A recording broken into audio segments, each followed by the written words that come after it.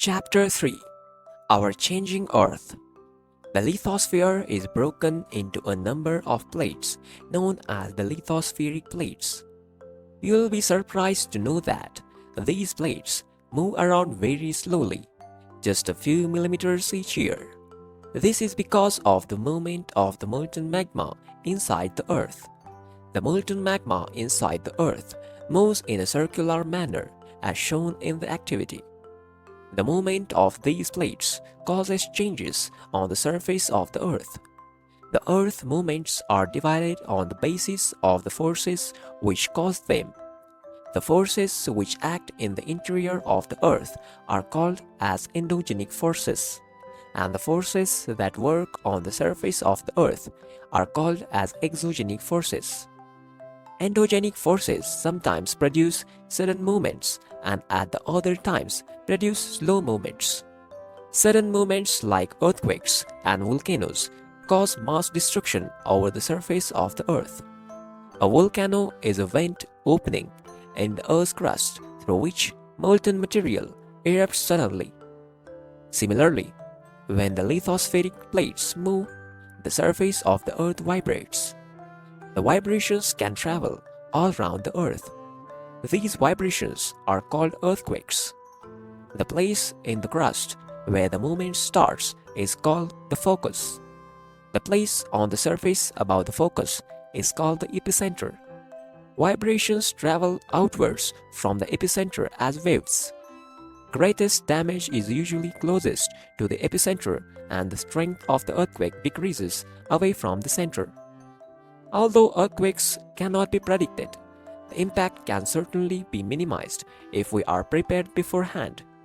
Some common earthquake prediction methods adopted locally by people include studying animal behavior. Fish in the ponds get agitated.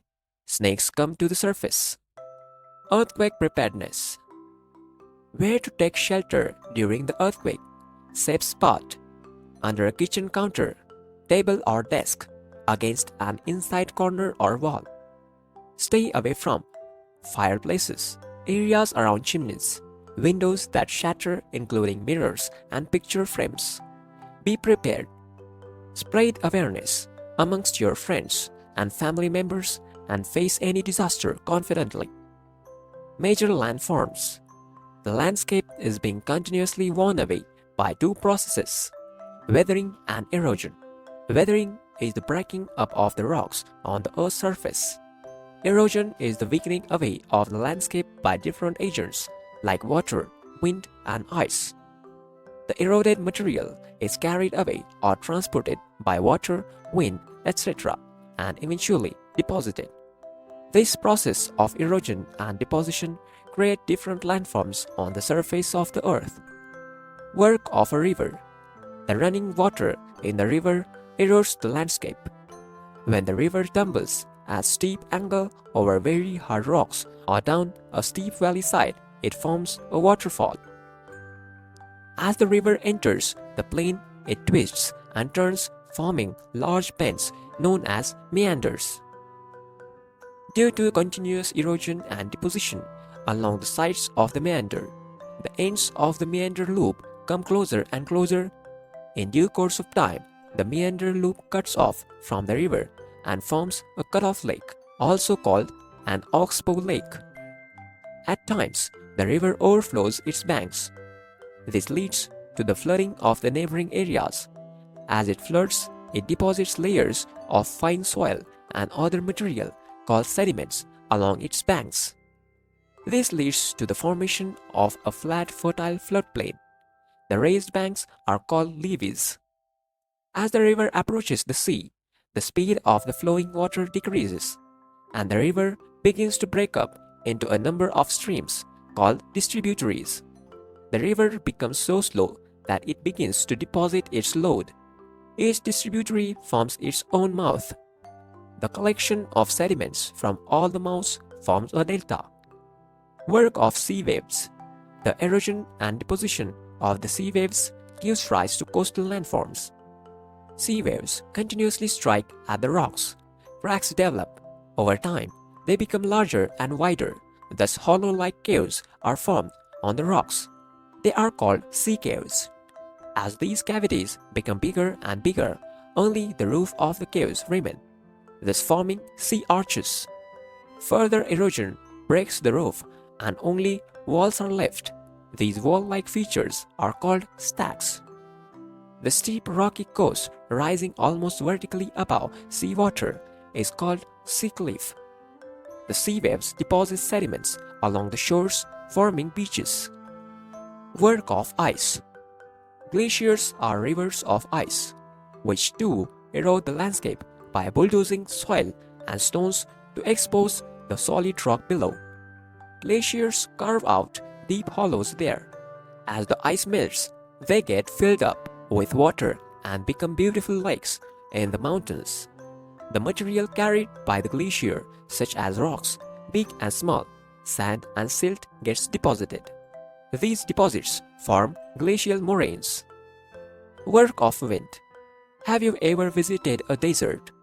Try to collect some pictures of sand dunes. An active agent of erosion and deposition in the deserts is wind. In deserts, you can see rocks in the shape of a mushroom, commonly called mushroom rocks. Winds erode the lower section of the rock more than upper part. Therefore, such rocks have narrower base and wider top. When the wind blows, it lifts and transports sand from one place to another.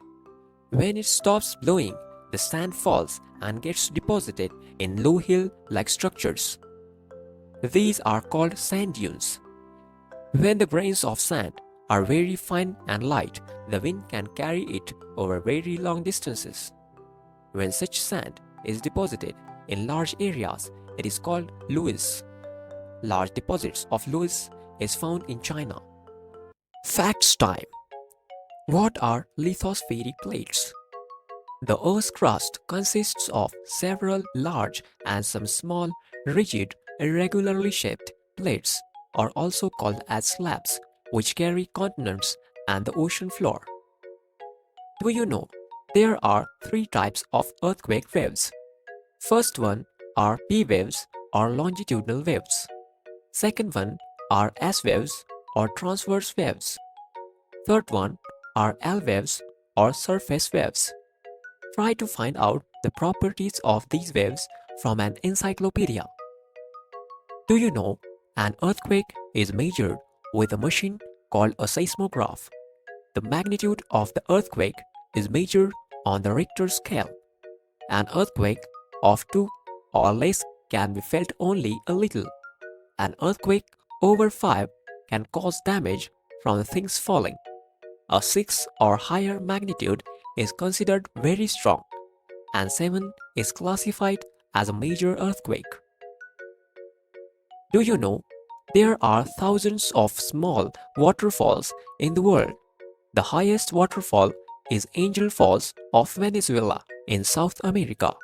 The other waterfalls are Niagara Falls, located on the border between Canada and USA in North America, and Victoria Falls on the borders of Zambia and Zimbabwe in Africa. So thanks for watching. See you in the next video.